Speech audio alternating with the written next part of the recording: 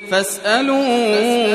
أهل الذكر إن كنتم لا تعلمون.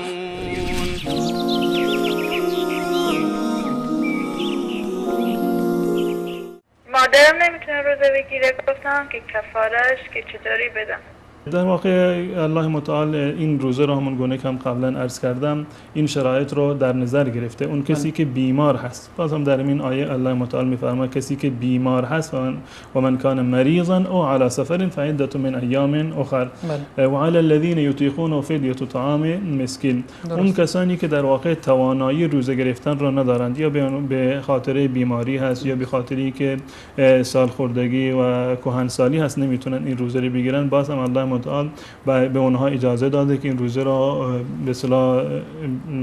از اونها معاف شده. منتها در این زمینه باید این نقطه رو باید توجه داشته باشیم که آیا اون کسی که به عنوان بیماری نمیتواند روزه بگیرد، این بیماریش رو ما باید مد نظر داشته باشیم که این بیماری در چه حدی هست. آیا بیماری هست که امکان شفایش هست، 1 ماه 2 ماه 3 ماه بعد امکان داره که شفا پیدا بکنه و توانایی روزه گرفتن رو دوباره داشته باشه، به اون برگرده، یا اون به اصطلاح بیماری که اصلا چنین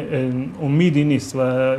برای بهبودی و شفایش اصلا راه و چاره دیگه وجود نداره. اگر این بیماری به این خاطر این روزه رو ترک کرده که یک بیماری موقتی بوده و بعداً امیدوار هست که بتواند اون روزه بگیرد، حکمش اینجا این هست که باید صبر بکند که بهبودی حاصل بکند و از این بیماری شفا حاصل بکند و بعد از اون روزه بگیرد. یعنی دیگه فدیه نداره، این فدیه ندارد. اما فرض بکنیم صورت دومش رو، اگر کسی بیماری مزمن هست و یک انسان سالخورده و پیر و فرتوت هست و امید بهبودیش هم وجود نداره، در اینجا میتونه روزه رو بخوره و به جای اون کفاری رو ادا بکنه. و کفاری که در اونجا هم در این موارد اثبات شده در احادیث رسول الله صلی الله علیه و سلم، نصف ساع شده از اون غذایی که انسان‌ها یعنی در شهر خودشون متداول هست و بیشتر اون غذا رو به اصطلاح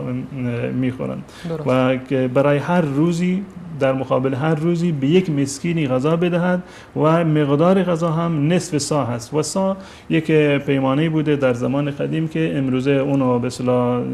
اندازه‌گیری کردند که به کیلو چه مقدار ظرفیت داره و جا میگیره، که بنابر برخی یعنی تفاوت سایی که وجود داره 2 کیلو 400 گرم و بعضی هم 2 کیلو در واقع 700 گرم اینو تعیین کردن. نهایتش 2 کیلو 700 گرم از غذایی که معمولا میخورند که 2 کیلو 700 گرم هست، یعنی این که نصف سا هست، یک سای کامل نیست. یعنی یک کیلو تقریبا 350 گرم یا همون بگیم 1 کیلو و نیم خاطر احتیاط یا از غذا، یعنی این که این غذا رو در مقابل هر روزی به یک مسکینی این غذا بده. 60 روز یا 30 روز ماه مبارک رمضان رو 30 نفر رو این به اصطلاح غذا رو باید بدهد و نصف سا به معنی اینکه نصف سا باشه 1.5 کیلو از غذایی که میخونن، چه از غذایشون یعنی برنج باشه، چه از گندم باشه یا از خرما باشه یا هر مواردی که دیگری که قوت اونها محسوب میشه. درسته.